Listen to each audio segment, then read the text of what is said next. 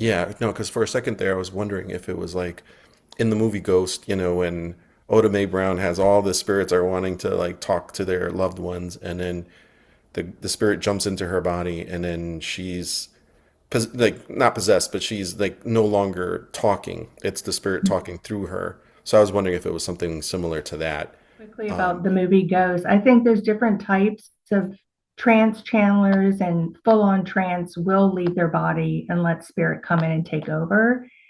But I see this more as a co-mingling where I'm still very much Celeste. I've just kind of moved over to the side a little bit to give space. The family did get closure, and it wasn't until a couple years later that they actually did resolve the case. And a lot of the information I had given them was validated. They caught two suspects. It was a gang initiation, and they went to jail.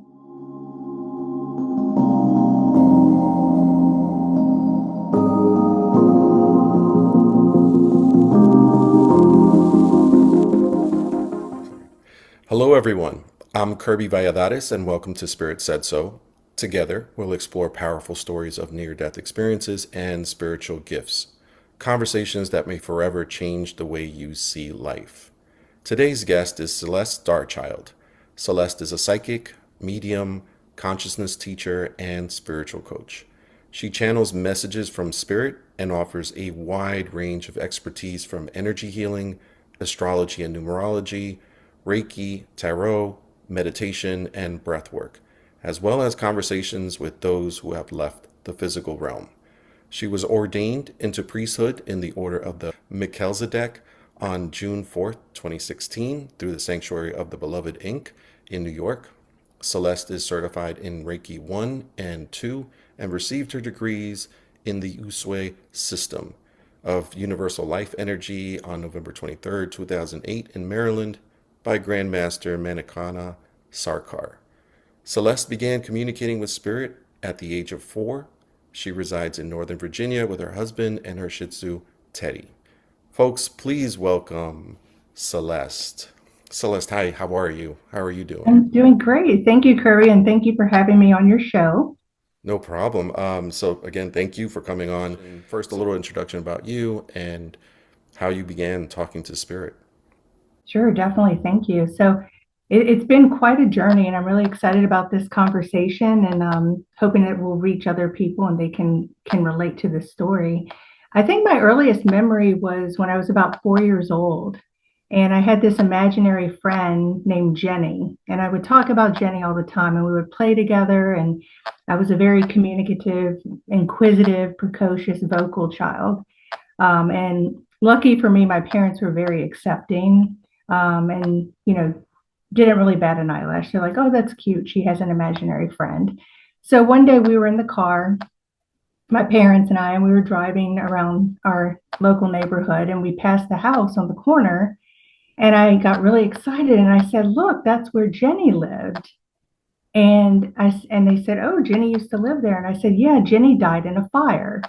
Well, as you can imagine, a lot of parents would probably freak out, but it wasn't until many years later that my mom found out that on that same corner was a an all girls school where that had burned down, in fact. So um, it wasn't just my vivid imagination. It actually, there was some evidence around it, and I was glad that I did get the punchline. But it didn't scare me at the time. It was just something very natural. And I had a lot of mystical experiences from that time in my life, a lot of vivid memories until I entered the public school system. And I was kind of, I kind of knew that this wasn't something that you talked about around other people. So I kind of dampened it down a little bit, tethered it. And it wasn't until years later, um, around 2013, that I found Arlington Metaphysical Chapel. And it really became a safe haven for me and a comfort. And I realized who I was for the first time. I found a like minded community. There's a lot of psychics and mediums there. And that's where I started to take classes and develop those skills. And then later on during the pandemic, I found the Journey Within Church in Pompton Lakes, New Jersey. Reverend Janet Novak, who's no longer with us, um, she was a nun and also medium. and she and other members of the church, they studied at Arthur Findlay College in the UK, which is the only evidential mediumship school in the world. So for about 2 years, I took online intermediate and advanced mediumship training where I could kind of hone in on those skills and learn how to develop that even further. And was that something that you developed, or do you feel like it was something like passed down by family, as far as, because sometimes I guess I've heard that either people who have experienced a near death experience get this gift, or they've had it almost like they've always had it, or their family kind of has had it. How did it come to you? Do you know? Yeah, that's a great question. I think it could be either of those scenarios or both. Um, I know that after doing many years of ancestral healing and, connecting with ancestors in the spiritual realm, there seems to have been something through the family line on my father's side with my grandmother. We kind of danced around it when she was alive, and we shared those experiences. And I came out and told her who I was before she passed. And I think that's significant because, back then it was a different time, it was a different culture. It wasn't always safe to talk about those things. And if people were in certain organized religions, it might be more taboo. So I think there's definitely something in the family line. Also, around the same age, around 5, um, I was had a choking incident. So I don't know if it was near death. It didn't last too long, and I was able to like resolve it myself. But I think any kind of trauma or getting close to death can definitely open some kind of door. How do you see spirit, or how do you sense spirit? Are you able to see spirit? Are you able to hear them? How do they communicate with you? Sure. So there's something called the clairs, which use different senses to bring in information, like clairaudience is hearing, clairvoyance is seeing, clairsentient is feeling. Some people can taste, other people can smell, some people can touch objects. Most people have one or two senses that are the primary, the predominant ones.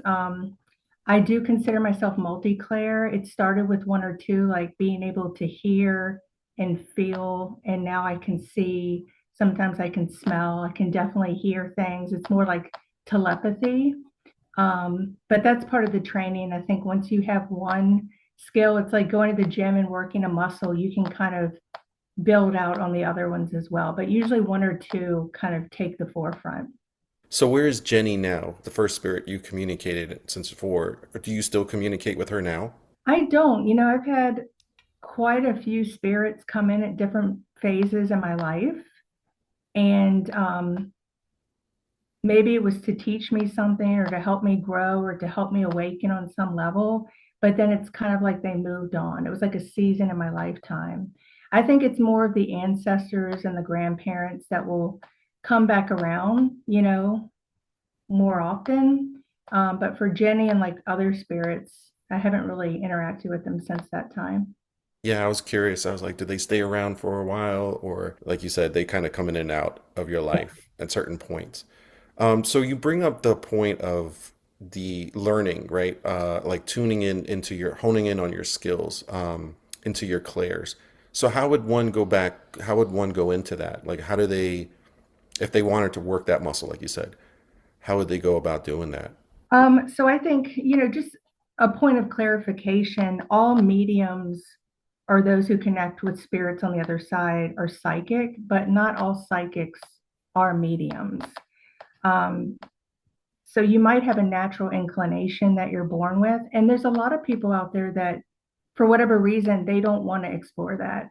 They want to turn it off or turn it down, or, they don't want to pursue it. So it's really, there's free will, it's a choice. And I think what got me on the path is at an early age was, even though I didn't know what I was called, I knew I could do something that other people around me couldn't do. Is, went to the library. This was before the internet. And I would spend like hours on a Saturday just going through the whole metaphysical, book section, everything I could get my hands on, read about different topics. Or now you can watch YouTube videos or study, watch different mediums and look at their presentation and delivery and see what resonates or what doesn't. Kind of like take what you like and leave the rest behind. And the other thing that was important for me and is still important is getting a good teacher or mentor or guide. Something where I want what that person has and what can they teach me, and um, having a safe space so you can really be authentic. And that's what those churches were for me, is meeting people. And then that just opened up more and more doors. What was that like as far as the impact that the church had for you, as far as meeting other mediums? What was that like? I think it made me feel safe, and it made me feel like I wasn't alone. I wasn't like the black sheep. There was other people out there who had the same skills, and it was like a breath of fresh air to be able to really talk about it. At the time, it was very vibrant, bustling church with so many people. They had like psychic Saturdays, and they had all kinds of classes, and I still keep in touch with some of the people who've gone to the church or ministers of the church, and they've moved on and they're still doing great things. Um, but it's like, they open up doors to, oh, you should meet this person, and this person does moon circles, or this person does hypnosis work, or come study about White Eagle, who apparently is one of my spirit guides. Um, so it really, I feel like, got me on the path as an adult to feeling like I knew who I was for the first time. So, as a medium, do you do readings for people, and the people that come in to your readings, when you do readings, is it mostly people who have passed away? Is it their spirit guides? How did you get into readings? Like, when did you kind of discover, like, oh, I should be kind of, let me do readings for people? When did that happen too for you? That is actually an interesting story. I was outed at work. I was, working in the corporate world, downtown Washington, D.C., very much trying to not let people see the woo-woo side of my life. And I had gone to like a happy hour event after work down at the wharf, by the water. It was like an outdoor concert series, Yeah, yeah. and had one too many glasses of wine with my coworkers and completely tranced out. And this is in a crowd of like 1,000 people. And when I came to, my coworker was holding me and crying and calling me her sweet Caroline. She said my face changed, my voice changed. I was basically her dead best friend who had died during childbirth. And she was like, "You knew things that was a secret just between me and my best friend. You couldn't have possibly known this."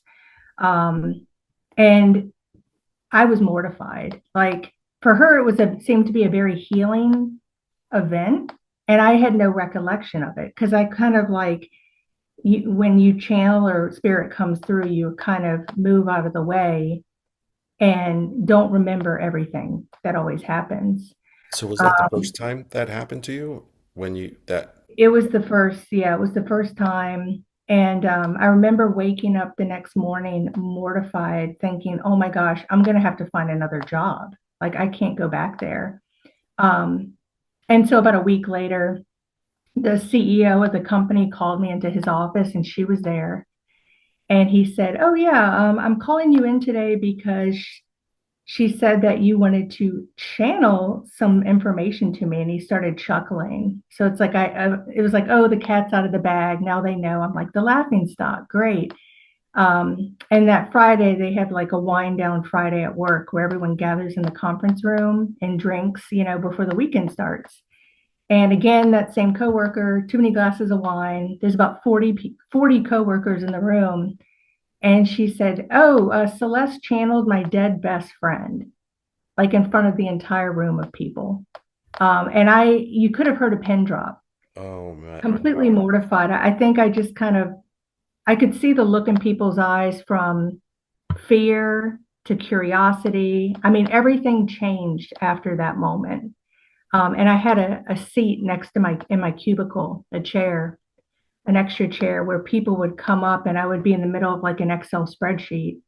and they would sit down and say, "Hey, can you give me a message about my grandmother? Or can you give me love advice?" And all of a sudden, my phone started blowing up. I was getting like spending like 10 hours a week outside of work with people calling, wanting readings. And at this point, I wasn't charging because I thought this is a gift. God has given me this gift. I am obligated to whoever shows up, I have to be of service. So this was before I found the church, the journey within to learn about boundaries. And, there has to be a healthy, energetic exchange that's important in spiritual work and for balance. And I had a spiritual teacher say, you need to print a business card and start handing it out to people and say, please book a paid appointment. We'll set up a time. Well, as soon as I did that, the whole dynamic changed, as you can imagine. But that helped me, put some boundaries in place. How long did you stay in that job? I stayed another 4 years, believe it or not. And fast forward 3 years after that, the same coworker, her brother was violently murdered in Colombia, the country. And it was all in the international newspapers, and the family wasn't getting a lot of answers from the police, and they hadn't released the body. So she had remembered this incident with her friend who died during childbirth, and asked me to come to the deceased brother's townhouse and meet with the entire family to see if the brother would come through, because they were really desperate for answers. So that turned into a whole other event. It's very intimidating, to come in there, especially with the whole situation, what happened in Colombia.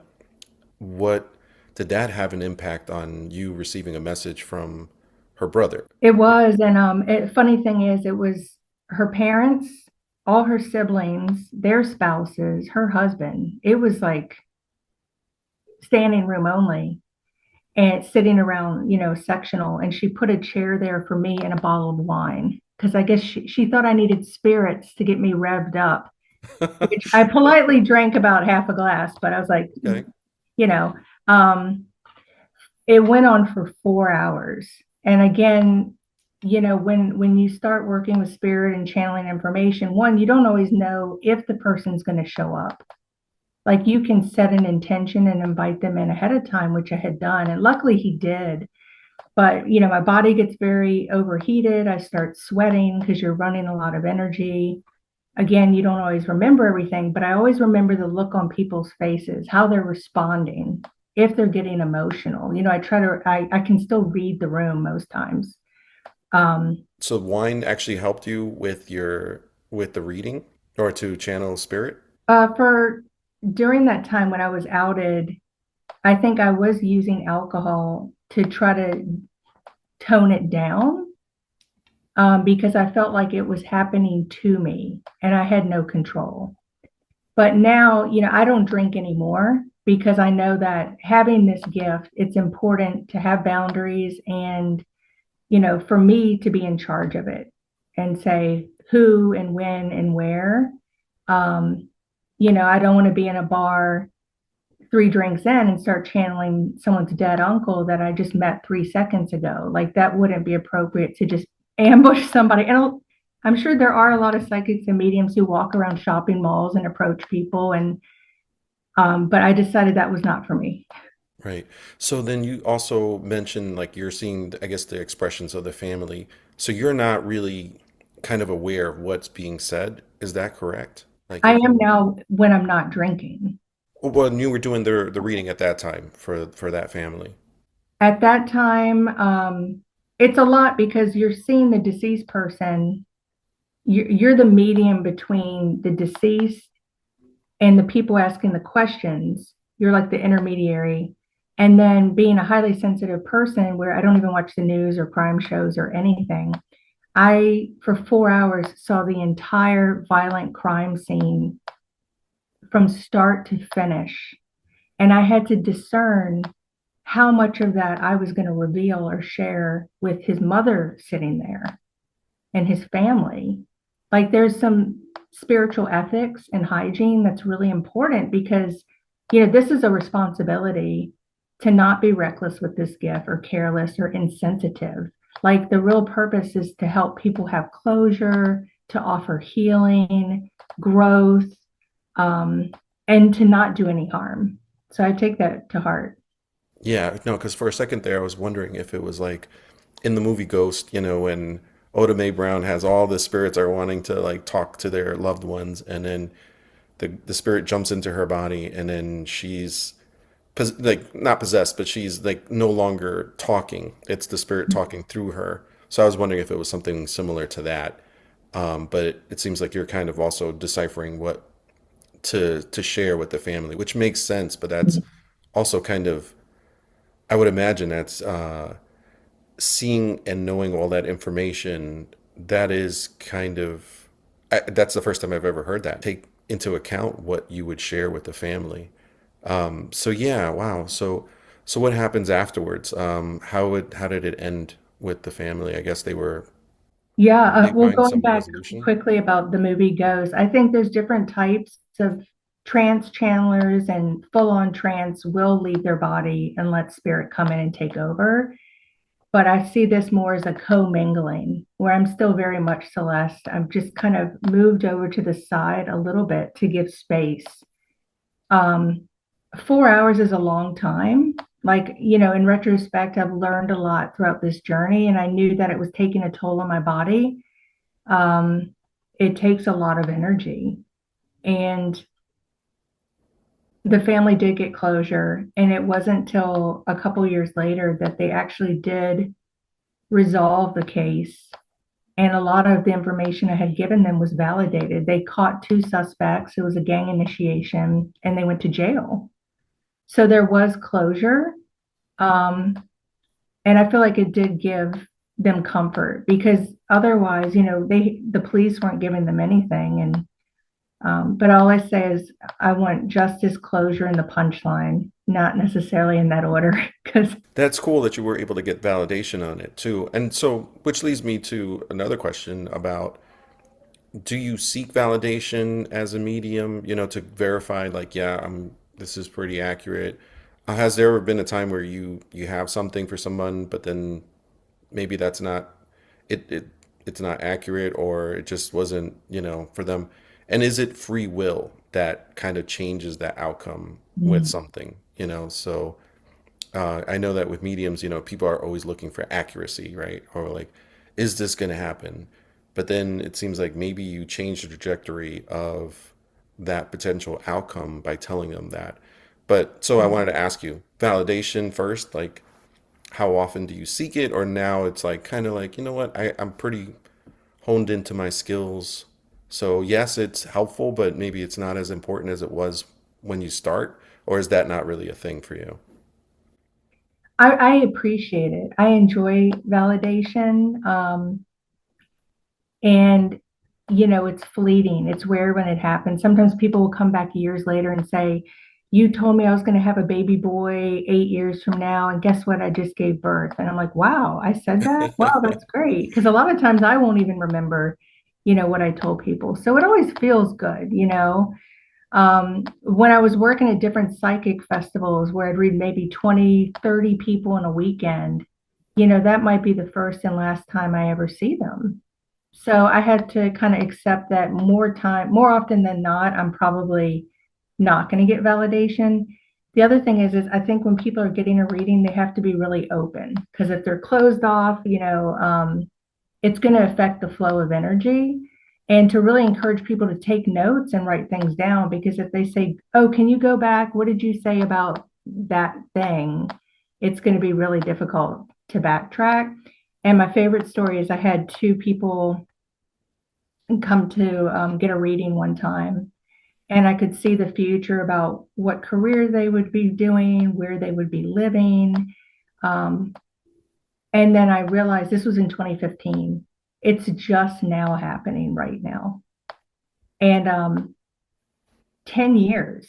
Wow. So there are, and people might forget or they don't remember, because a decade is a long time, or people might get frustrated and say, oh, this medium was so wrong. It's been like a year and nothing has happened, because timing is tricky. So I think a lot of mediums will set the intention of saying, okay, only show me information for the next 12 months, you Hmm. know. people should be open to receive or to like receiving messages, right? Um, what if they're like kind of like, I want to test you, I want to see if this person is that something that normally happens? People kind of having a little bit more of their guard is up because they kind of want to see if you're legit or not. So, how do you deal with somebody who's a little bit more closed in that regards? Definitely. It has happened. And I was working with another tarot reader, and we were invited to an event at someone's home where it's about 15 women had a party. And they put her in one bedroom and they put me in another. And so people would get a reading by both of us. And there was a one lady that was just very skeptical, had never been to a psychic and didn't believe in any of this, but she was playing along. So she just came in and sat down, like didn't ask a question, didn't have an area of concern, just had her arms crossed, stone cold expression, and said, okay, go, which can be very difficult, right? And then, I'm giving a reading, I'm saying things. Most people, they'll say yes, they'll agree, they'll nod, or you can tell if it doesn't resonate. I wasn't getting any of that. But then at the very end, she started crying. And she said, I was testing you. I didn't believe in any of this. I asked you the same questions I asked the other lady, and you both told me the exact same thing. How did you know? So that in and of itself, I felt like was a breakthrough. Wow, that is amazing. Oh, wow. Do you recall what it was that, or could you share what it was that kind of like broke her down? It was definitely relationship related about her husband, whether to continue the relationship or not, which again requires a lot of, you know, sensitivity and care around that. Because no psychic should ever tell you what you should do. There's always free will, even with tarot. It's like tapping into the subconscious. It's mirroring back to someone. These are the possibilities if nothing changes. Right. But people always have free will to make different choices and change the trajectory of their path. Yeah. So just like tarot, so I had Lorena on as a guest, and we talked about that, like what you shouldn't ask, what you should ask. And that's the one thing sometimes people ask about somebody else, and you really have to have permission with the tarot. I would assume it's the same with, mediumship It that you. definitely is. You can look at it from their perspective or how it impacts that person asking the question, but really it's you try to get permission from their higher self that that's okay. Like again, there has to be good spiritual hygiene and healthy boundaries and not encroaching on somebody else's free will either. You mentioned Jenny, you were 4 years old, and your parents were pretty open to you having an imaginary friend, and they weren't really like, stop that, like, what would you suggest to like parents who are kind of like, oh, my child seems to be talking to somebody, or they have this knowledge of information that they shouldn't really have, especially at that age? I definitely have heard stories, and I think it's become more mainstream and acceptable and less taboo nowadays. There's a TV show called Psychic Kids, I think with the famous psychic medium Chip Coffey, who was on the show. And I love that show because I thought, oh, if I had had this growing up, it would have been so comforting to connect with other like-minded children and to help teach the parents. Um, I think as a parent, a lot of times parents will try to mold children to be how they are instead of just holding space and accepting children on their path for who they're going to be. And I think just creating a safe space to listen, and to ask questions, and probe a little bit deeper, is really important. And I think a lot of children, until you enter the school system, are very much open. The veil's very thin, they're very in tune. A lot of them remember their past lives coming into this lifetime. They're very attuned to the spirit world. Um, and then usually that third eye will get clouded or kind of dull down as we get older and then into puberty. Because even for me, I think I had dampened it around the age of 10 because again, I knew it wasn't okay to talk about that. And I didn't want to feel like an outsider or, you know, like a freak of nature, so to speak. I wanted to fit in. So it took many years to kind of bring that back online. At what point did your third eye come back online? Yeah, so it was probably around 2014. And I was in my 30s and I had gone through a divorce and I had several deaths in my family within a very short period of time. Grandparents, great uncle. Um, and I was taking Kundalini yoga classes. And Kundalini is all about awakening, you know, your root chakra and moving that coil of DNA, up through your all your chakras and your channels and kind of opening you up. So there's a lot of things, coming together all at the same time. Um, and then when my grandmother passed away, it was just like the lid was blown off the jar. It was just full on communication at that point. When it comes to spirit reaching out to you, do they reach out to you at specific times? I know you mentioned this, like they come and go in certain times, but I guess, the movie, going back to the movie Ghost, I guess like the Patrick Swayze character is like, won't leave, Oda Mae Brown alone. Sam Wheat, right? That's a name that I will never forget.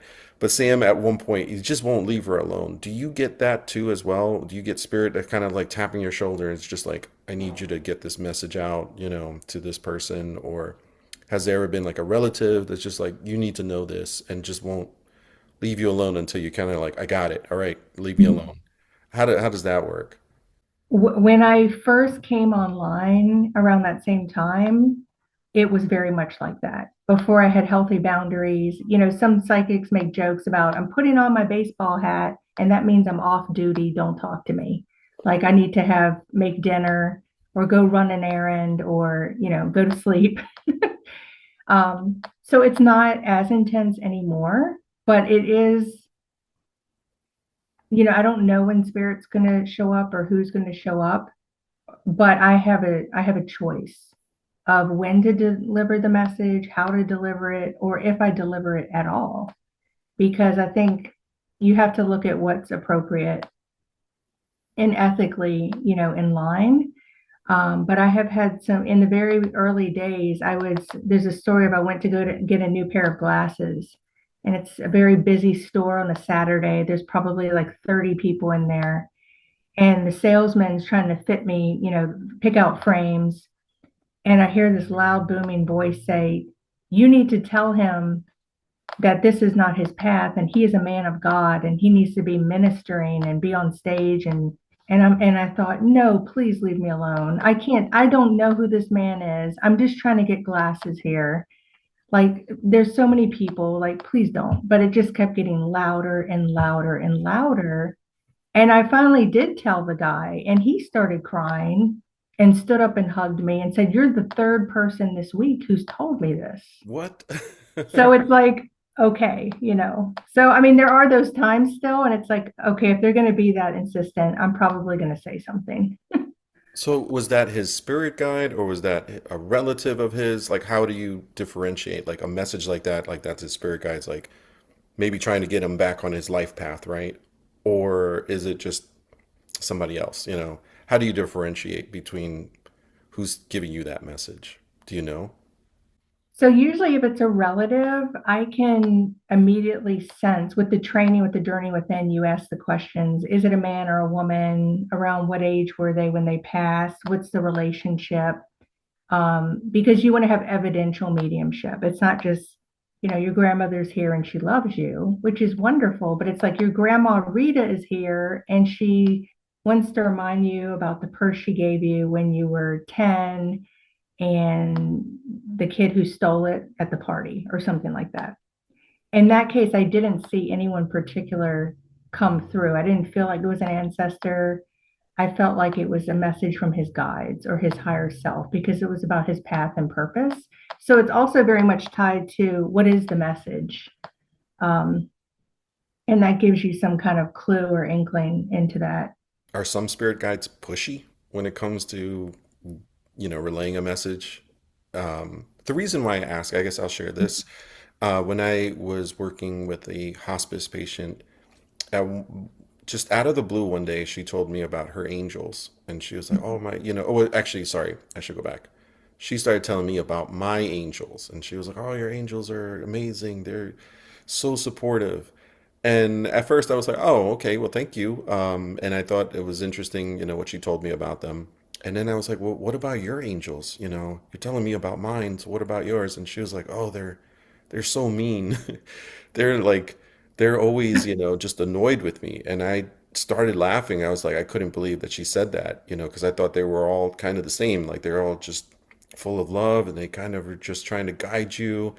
But I get I guess for me, later on when I started to think about it, I was like, well, maybe they're trying to get her to, like her time is up. Like maybe it's Mm. time to go, and I think that's what they were trying to say, or at least try to relate to her. Like it's time to go because she had seen many relatives, and there were times where I even thought, I was like, oh, I think she's really declining now.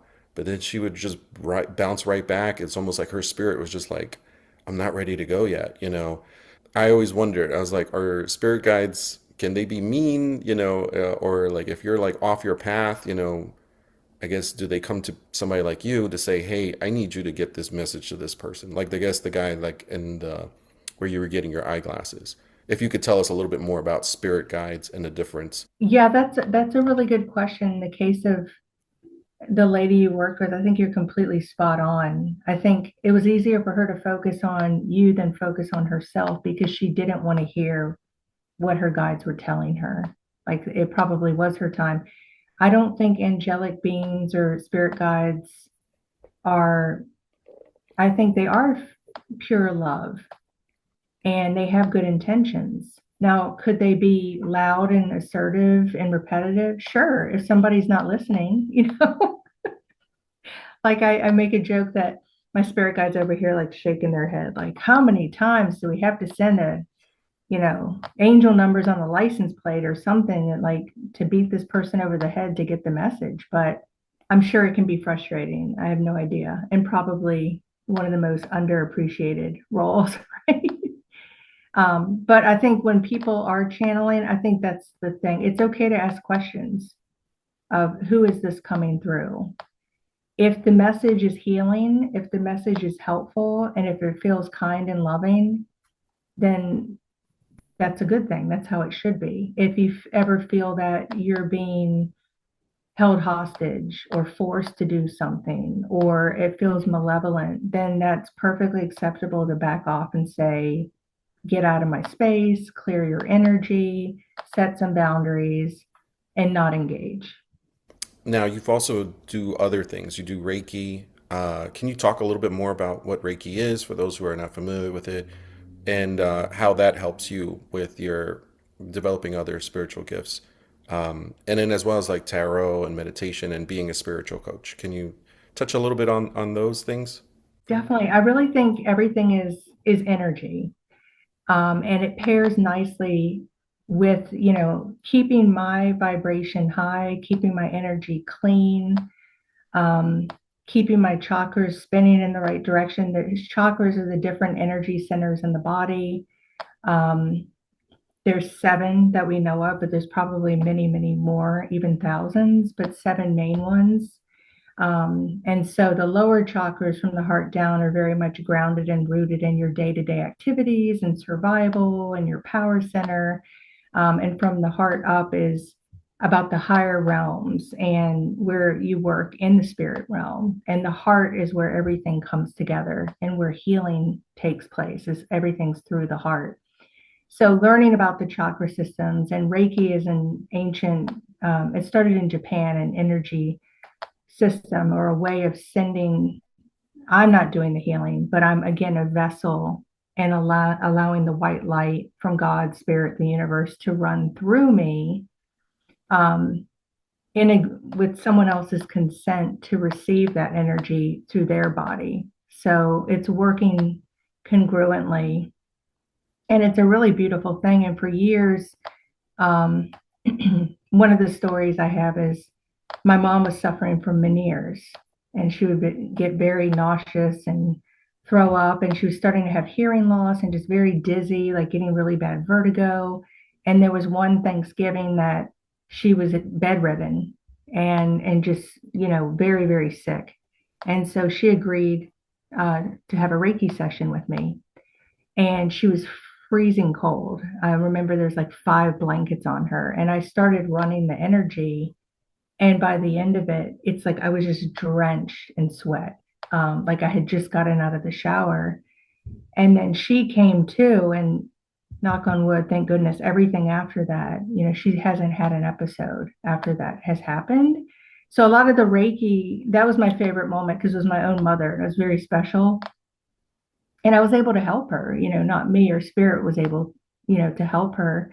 But more recently, your gifts can evolve and change over time, or you can get new gifts that come online. So I was doing Reiki on a friend of mine, and for the first time, it wasn't just running energy. As I moved through her chakras from her head down to her feet, I started getting what I call downloads, like information, like almost like a medical intuition. Like I discovered that she had like uterine fibroids and like very specific things, or she needed to go get her heart checked. And after the session, I took all these notes and shared it with her. And I was able to get, some validation after that. But that was the first time the downloads accompanied the Reiki session. That had never happened before. So you were able to heal her through Reiki? I think it brought her some comfort and relief, but more importantly, it got her to the doctor's office, because you should always, also get a medical checkup and take care of your body. But I think Reiki doesn't do any harm. It works in tandem with other things, self-care, getting a regular physical, your diet, everything else is equally important. I wanted to ask, like, what was it like telling your family and saying, or telling friends and family that, hey, I'm a medium or I have all these spiritual gifts? What was the response like? I was working at a psychic fair at the time, and there was a woman next to me who was a lesbian and also a medium. And she said, when I came out of the closet as gay, everyone said, oh, well, we kind of figured that. But when I told them I talked to dead people, it didn't go so well. Um, so she's like, yeah, give yourself some grace. I think for my family, they always knew. I mean, they weren't surprised. They were open to it. They were always loving and supportive. They still are. I'm very grateful for that. That's amazing. Um, that day at work that I was outed, people have different religious upbringings and belief systems. And, I think that was what was sad was I did lose some friends because they either were afraid or they didn't accept me. And then I had other people who I felt were more exploitative, where they just wanted to pump me for information every time we hung out together. And then when I started charging or booking appointments, they kind of disappeared. So in a way, I'm glad that it happened because it put me into alignment with my authentic self. And now, years later, the people in my life, they all know who I truly am, my authentic self. Like I don't have back then I had a lot of relationships where people knew different sides of me or different parts of me, but not like the whole person. And it's not like that anymore. Now I feel like I'm walking in authenticity, and I wouldn't have it any other way. That's awesome. I feel the same way too. Now that I've been telling people that I do this and I'm starting a channel and doing social media, do we come here for a specific reason? People I guess everybody has a different way of interpreting what Earth is. And I wanted to ask you, what is our purpose here? Or what's your interpretation of like why we come to Earth? Definitely. And I think, yeah, you ask 10 different people and you'll get 10 different answers, but I have given this a lot of thought. For me, I call it Earth School. And I feel like before we come back into this existence, we kind of map out what are the main themes or lessons we want to learn, kind of like planning out a curriculum before, you start classes in school.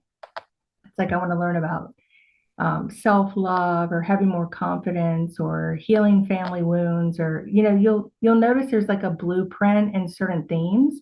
And I also know a lot about astrology, and astrology can really, getting your birth chart done can reveal a lot of things about like your north node and your south node and what your purpose is, those themes around it to give you clues. But if you look back on your life, you can sort of piece it together, different themes. But I think we're here to learn and grow and to heal. And more recently, I thought if we're just angels floating on a cloud playing our harps, that's great, but that might get a little boring after a while. And what if this is a simulation? What if we decided we're going to drop down to earth? It's going to be one of the most difficult environments we've ever imagined. We're going to have all these trials and tribulations, but it's going to be a wild ride and the ultimate journey to remembering who we are and reawakening and finding ourselves again. And won't that be fun? And I told someone that recently, and he said, can I pick another timeline? Why would I choose that? Yeah, I've always thought about that, and I have similar feelings to it as well.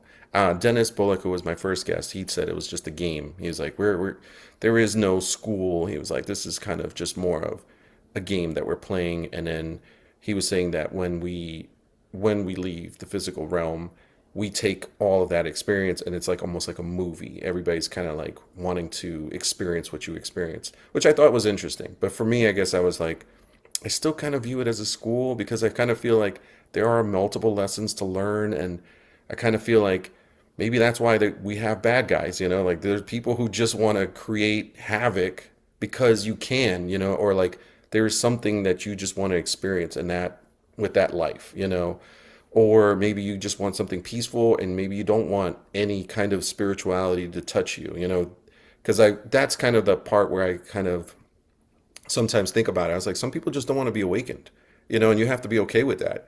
And I kind of feel it's because that's what they want. That's what they want to experience here on Earth. So yeah, I definitely I like your interpretation on it too. And so with spirit talking to you, have you ever felt like you kind of have a little inside glimpse of what the spirit realm must be like, or is there a lot more like different areas to like to explore? I know that there's been talk about the aliens, and they have their own, their consciousness is a lot higher than ours, and their vibrations are they're vibrating higher than us, but yet they come and visit us from time to time. I haven't even gone to that, but I kind of wanted to get your thoughts on that. It's funny you bring up aliens because there was a lot of talk about aliens in my upbringing, in my family, in the household. So I'm not shy about that. But I think the more I follow this path and the trail of breadcrumbs, I have more questions. I realize how much I don't know. But it has been a shift in consciousness and a shift in my reality. And that really it's not out there. Everything's within me. It's in ourselves. Like people think I can have the perfect relationship, the perfect house, the perfect car, and then everything will be fine. It's like, no, if you heal yourself and get into alignment, then your whole external circumstances will shift. It's the opposite. I had this really profound experience again when I was 4 years old, and I remember I was sitting in my bedroom. I remember the sheets on the bed. I remember the dresser was to the right with my dolls, and I could hear my parents arguing in the other room. And I had a moment of panic and distress, and I thought, who the hell are these people, and how did I end up here? And am I going to be okay? Help. And at that moment, this apparition of a woman came down in front of me, was kind of like hovering about 3 or 4 feet off the floor. And I wasn't afraid, ironically. It was this divine, angelic, very safe, nurturing presence of compassion and love. And she said to me, I love you. You're going to be safe. Go stay with your grandmother. And I was like, okay. So in 10th grade, years later, I remembered this. And all my classmates were going to the same middle school. And I went to the principal's office and I said, I made a pitch for getting special permission to go to a different middle school that was within walking distance of my grandmother's house. And they actually granted this request. So I was able to go to middle school and high school near my grandmother's house. So fast forward, during the pandemic, I was working with a spiritual teacher doing inner child healing. And she put us in a semi-trance state.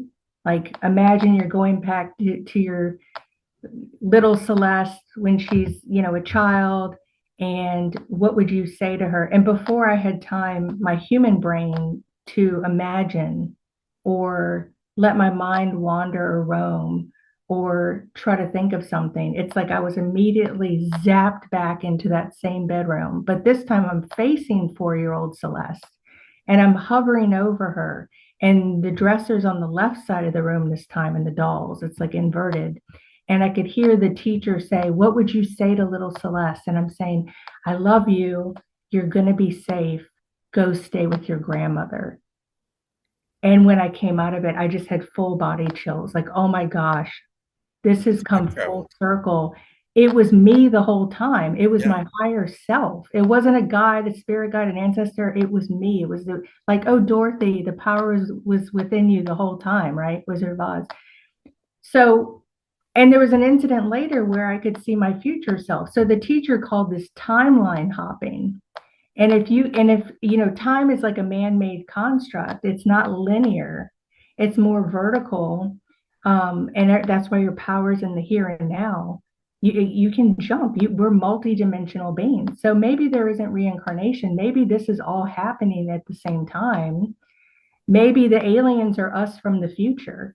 Maybe they've come back to warn us, to course correct, to change something on that timeline. I didn't even think about that possibility of aliens being us. Yeah, that makes sense, because you're right. Time isn't as linear. Like, well, we see it as linear, but it really isn't. Like you were able to go and talk to your inner, well, like your 4-year-old self, and then you were also able to see your older self. Your future self. We could be living multiple lives right now. And then there is the thing where people say, like we are all connected, we are all one. So sometimes I'm like, so then I could be you, or I could be, like I could be living all these other lives, but at the same time, I'm just, I guess, focused on me and not realizing, that that's a possibility too. So sometimes, they always say, when you help somebody out, that's like helping your brother, and it's like, yeah, that's true too, like your soul family or people that come into your lives, right? They come in for a reason, but it also seems like a lot of people have said that this is all kind of pre-planned. We all kind of pre-plan our trip to Earth, right? And we're all going to kind of intersect at times, depending if they're like either our family members or just friends or coworkers. Or I do believe that some people are your fail-safe to kind of get you back on your soul journey, right? So, yeah. Do you feel like we're all kind of? I mean, you said we have free will, so like we could choose not to follow our soul path. But yeah, I guess I don't really have a question about that. But I guess I was wondering. I was like, do you feel like that's the case? We could just deviate from what we really came down here to learn.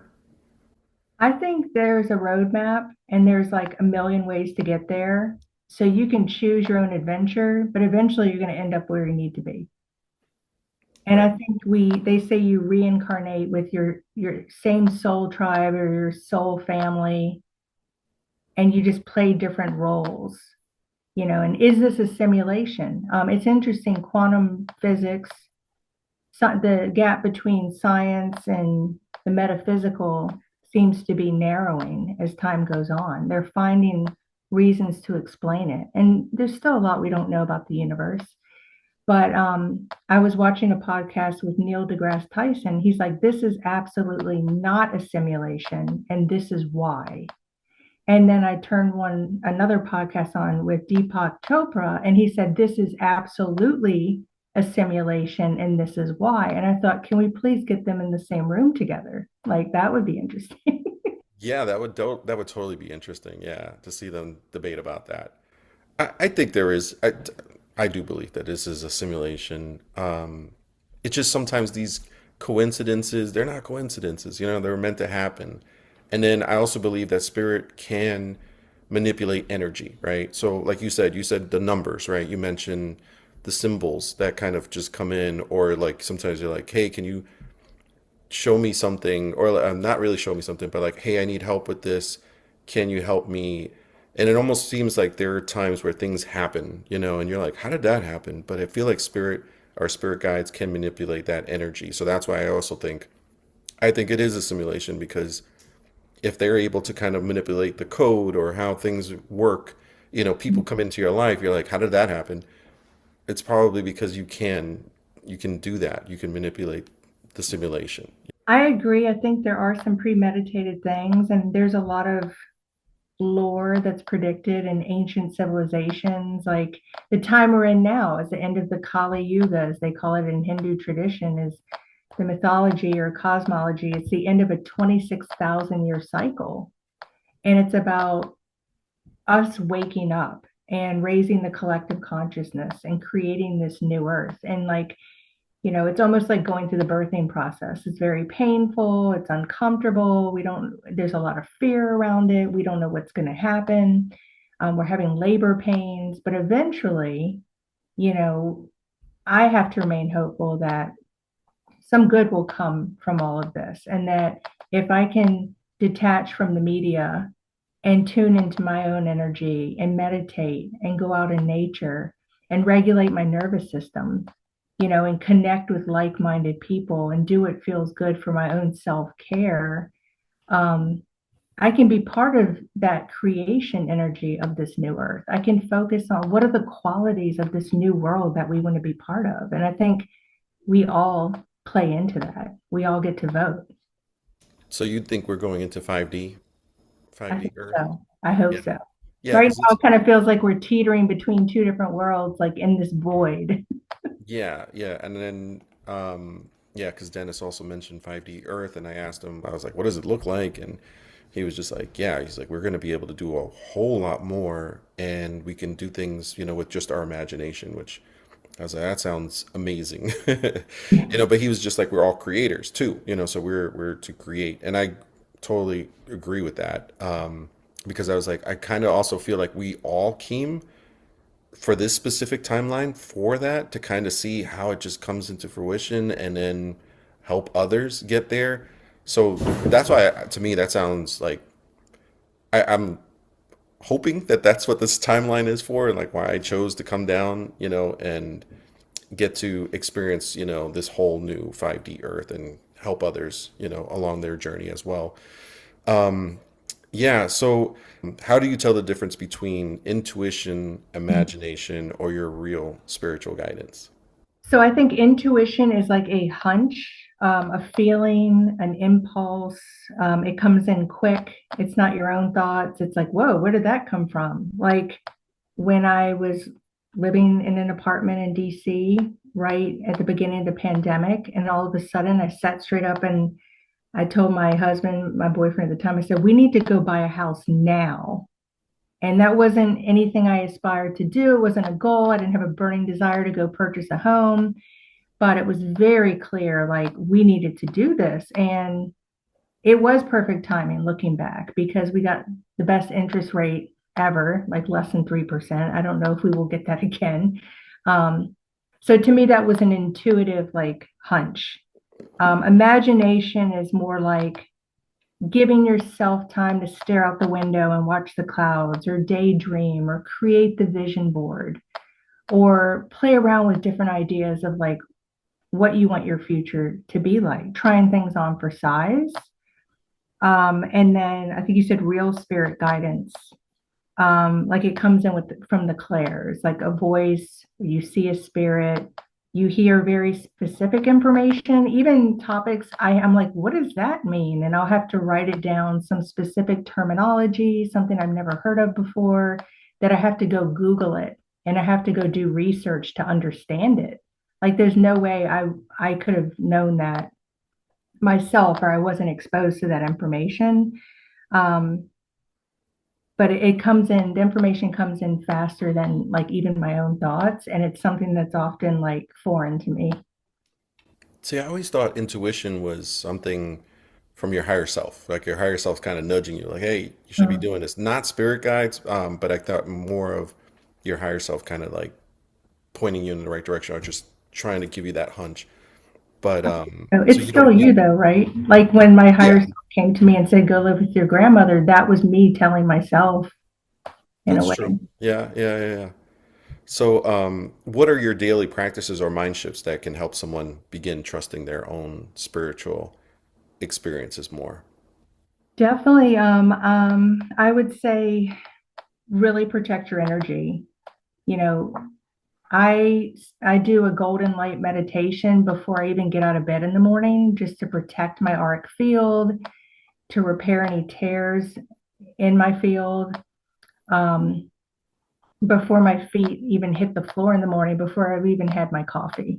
Um, and I'm very conscious about who I'm around, where I'm going, how is my energy before I leave my house. Maybe I'm feeling a little fragile and vulnerable and I can't deal with Costco on a Saturday. That can be like an assault on all my senses, being a highly sensitive person. So, really honoring that. Meditation is really important. A lot of people say I can't meditate. Well, if you're staring out the window and watching the leaves fall, that can be a form of meditation, or walking my dog in the woods at least once a day for 20 minutes. I feel like a completely new person coming in, connecting with nature, detaching from all the gadgets, the technology, taking a salt bath that can really clear your energetic field, singing, dancing, finding joy, reading spiritual texts, and, really trying to keep my nervous system regulated. There's a lot of things going on in the world right now where people can go into fear mode. And I think it's important to honor your feelings and recognize it, but to say, I am not my feelings, I am an observer of my feelings. Oh, isn't that interesting? Like, just don't try to judge it or name it, but just become curious and note it and allow yourself to feel it, but put a time limit on it. Don't stay there in that lower vibration, Hmm. but do things that make you feel good, that are uplifting, and to journal. Find your spiritual tribe, and I think with the spiritual stuff and developing that is really giving permission to spirit, to speak to you and through you about what you need to hear, what is for your highest good, setting those intentions. Hmm. Now, does spirit get annoyed with us if we're asking for something, we want a sign, and we just keep missing the sign? Do they just are like, oh, I'm just gonna ignore them? Do they ignore us, or do they kind of like also get annoyed with us because they're giving us the answer, but we're just not seeing it? I often wonder if they are, if they do get frustrated, but I think no, I think they're loving entities. I think it's all good intention. They're here to help us. And maybe we're the ones who can get frustrated if we don't listen the first time. I think nothing negative has ever happened in that regard. I think the worst thing is when I've ignored my intuition. Like, I think ignoring self betrayal is like the worst betrayal of all. When you know this is what you need to do, and sometimes it can be a life or death situation, God forbid. Mm, But if it's like, don't go down this road, or don't get in that car with that person, and then you do it anyway, there's free will. yeah. So I think, all the information is out there. It's all energetics. It's just, what are we going to pick and choose at the end of the day? Yeah, my intuition has been a lot stronger now that I've been listening to it a lot more. But you're right because I did happen this experience happened to very recently. I was driving to work, car was going slow, and I felt like they were telling me like, do not pass this car, do not switch lanes, just stay here. There's no need for you to rush. What did I do? I switched lane and literally almost got into an accident. Like it was, luckily I was able to avoid it, but I should have listened. I should have just been like, you know what? I'm just going to stay behind this car. Because had I stayed behind the car, none of that would have happened. I will say though, based on the story that I had earlier about my hospice patient, she did. I found out spirit is also they will joke with you because I asked her. I was like, "Oh, what are the angels telling you about me?" And she said she was. I'll never forget. She was like, "Oh, they said you're too fancy." Well, the first thing they said you don't sing, which is not good because you don't sing, and apparently I had a little boy spirit that was like, he really wants you to sing. So I was like, I don't sing. I'm sorry, but I will try to work on that. And then the second one was that I was too fancy, and I was so confused. I was like, I don't understand why they would say that. Like I'm fancy. I was like, I'm usually, if anything, I'm very frugal. So I don't see where the fanciness is coming from. So I told my wife, I come home and I was like, yeah, they said that I was too fancy. I was like, I don't get it. She started laughing. She was like, oh my God. She was like, your sister was in town and we talked about how you only want to fly in first class now, when you travel. And I was like, oh, that's right. You guys were making fun of me for that because I was like, yeah, kind of once I experienced that, I was like, there's no going back. So I was like, that's so funny how like they were able to say that to her. So I was like, oh, I guess they do have a sense of humor, which shocked me. So has that ever happened to you? Have they ever said something to you and you're like, oh, that was pretty funny, like There wasn't are times when I laugh out loud, and it's like, and usually I'm by myself when that happens. It's like, okay, haha, you got me, or how many times? Yeah, I mean, I think you start to form a relationship, and they do help us to lighten up. It is to raise our vibration and to not take ourselves so seriously right. because, Yeah. it can be easy to do that, of Yeah. course. I learned through the church, I took a mediumship class with, I think it was an intro one with Reverend Carlos the medium. Oh, okay. Yeah. Yeah, and I remember he talked about, these little tricks, to talk to spirit. And he said Spotify or Apple Music or whatever you listen to, if you stream music, to like just have a playlist, and ask a question, and then usually a song will kind of be the answer for it. Mm. And I find that, and I do recommend that to people. I was like, it actually is funny because I get a pretty good response. If it's not the title of the song or the group or the feeling, the emotion, or something that ties to that song, I ask always. I said either the second or third song, and if I miss it on the second one, then I'll figure the third one's kind of like a validation to that particular answer. Do you have any tips or tricks for anybody who wants to communicate with spirit? I love that. No, I think it is about building a relationship and trust, and it builds your confidence too. And then you'll start noticing more and more signs. And you can be super specific with the angels and say, okay, if Grandpa Joe's around, show me a blue jay, and then just see what happens. Like birds can be messengers and signs, and um, you can make it like a scavenger hunt. Sometimes you can take a book and say, okay, what message do I need to hear right now? And just randomly open any page and see what you land on, and you might be surprised.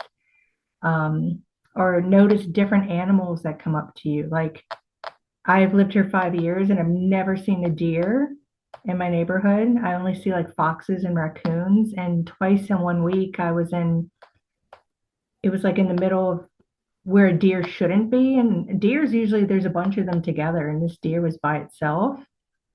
Two different deer, two different times, where it just was less than like 4 feet from me and stood there and just stared at me eye to eye for 20 seconds. I'm like, okay, this is a little strange. Like, is anyone else seeing this happening? And looking up what are animal totems. And so I think the universe is always speaking to us in symbols and signs and messages. And one thing I've done ever since I was a kid is I love reading license plates. They call them angel numbers. Mm-hmm. Yeah. And like you'll see 666 or 888 or 1111 or, and I've gotten way more into it where it's like 8585 or 2323. And I just went through a big transition with my job. And for months, Spirit was trying to prepare me like, hey, there's something is ending and something's beginning and it's pretty big and get ready. And I took probably 10 pages in a journal writing down all these license plate numbers over the course of 4 months. I was like, I must sound like a crazy person. And I kid you not, it was balance, harmony, and abundance every single time. It didn't matter the number, it didn't matter the number sequence. it was always the exact same message. So I was like, okay, you can't make this up. So, so that helped you with the transition right now, where with the job, as far as like the numbers on the license plate that you were getting, It were they? did. And I want to share, I'll leave you with this final story. When I was in college, I was showing my age. Back in 1999, I was a senior in college, and I was doing my internship, fall internship in Washington, D.C. And I met this girl in the program who was really into Edgar Casey, and the ARE down in Virginia Beach, and was into like hypnosis or really regression. It wasn't full on hypnosis, but we were just kind of, playing around with it one day. And I had all these downloads of like a premonition or a foreshadowing of what was to come in the future. And I saw all these political events and what was happening right now in the government and how things were shifting and how this was going to be televised on a global scale. And I remember, okay, write this down. This is very important. You have to remember this. And I started reading all these books about Antichrist and the New World Order and reading Revelations in the Bible and looking at watching the news and trying to compare it to current events. And I wasn't by any means a religious person, but I was trying to go down this rabbit hole and try to solve something that I didn't know what it was, right?